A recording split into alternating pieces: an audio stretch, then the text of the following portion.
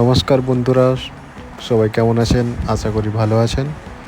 আজকে বানাচ্ছি mutton curry. Please সবাই দেখুন আর কমেন্টে প্লিজ জানাবেন কেমন হয়েছে। আজকে আমি বানাচ্ছি মাটন কারি। দেওয়া হয়ে গেছে, এবার দেবো। এটা সম্পূর্ণ আমার স্টাইল, ঠিক আছে? অন্য কারো নয়, আমি জাস্ট যতটা জানি ওটা করছি, ঠিক আছে? ভালো খেতে লাগবে। অল্প পরিমাণে দেবো, বেশি দেবো না। যাবে, এটা আবার ম্যারিনেট করা হবে, তাই? হ্যাঁ, দইটা যাবে। কতটা পরিমাণে দই দিচ্ছ? 2 চামচ দেবো। আচ্ছা, 4 চামচের 3 চামচ। এবারে যাবে সরষের তেল।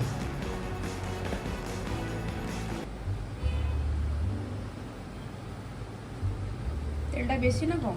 একটু অল্পই, বেশি দরকার নেই। এবারে এটাকে ম্যারিনেট করে 1 ঘন্টা ফ্রিজে দেবো।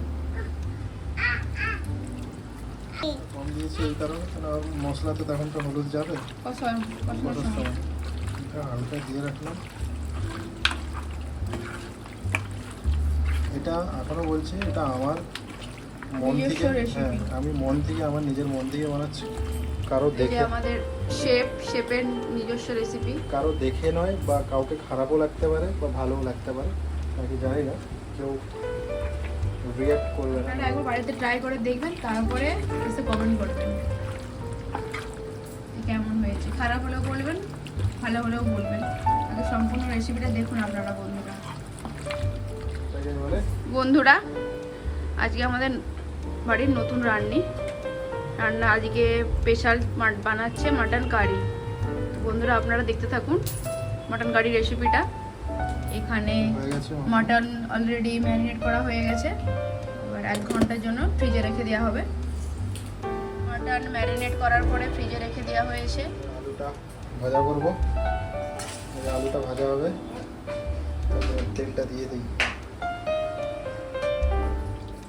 আলুটা এতে ভাজা হবে আর মাংসটাও এতেই রান্না হবে, সেই হিসাবে তেলটা দেওয়া হয়ে গেছে। এবারে আলুটা দিয়ে দিই।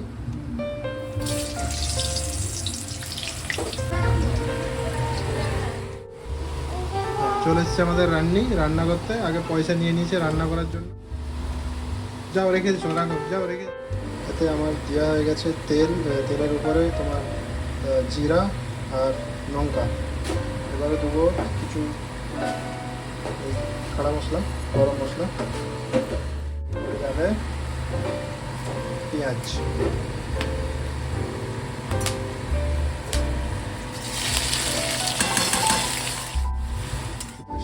ভাজা হয়ে গেছে, এবারে দিয়ে দেবো রসুন। ভাজা হয়ে গেছে, এবার দিয়ে দেবো আদা।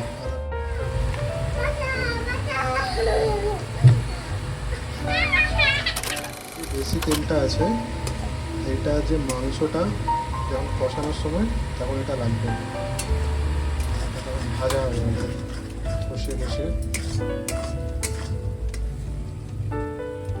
এবারে দিয়ে দিচ্ছি হলুদ, 1 চা চামচ।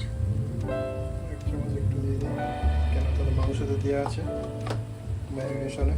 আর লঙ্কা গুঁড়ি কতটা দেবো দেখো, কেমন ঝাল? ঝালটা কেমন? 2 চামচ দাও। এবারে দিয়ে দেবো টমেটোটা। এবারে মাংসটা দিয়ে দেবো এতে।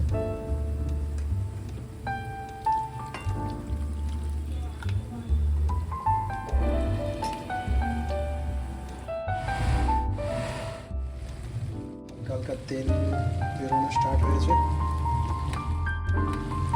10 থেকে 15 মিনিট আরও কষানো হবে। কষানোর পরে তারপরে এবারে প্রেশার কুকারে সিটি দিই। আধা ঘন্টার উপরে এটা কষানো হয়ে গেছে। এবারে এটাকে প্রেশার কুকারে দিয়ে দেবো। এটা তেল ছাড়া চালু হয়ে গেছে। এবারে এটা প্রেশার কুকারে দিয়ে কিছুক্ষণ আর একটু নেড়ে নেবো, তারপর আলুটা দিয়ে দিই। আমার মাটন রেডি, মাটন কারি এটা ফাইনাল।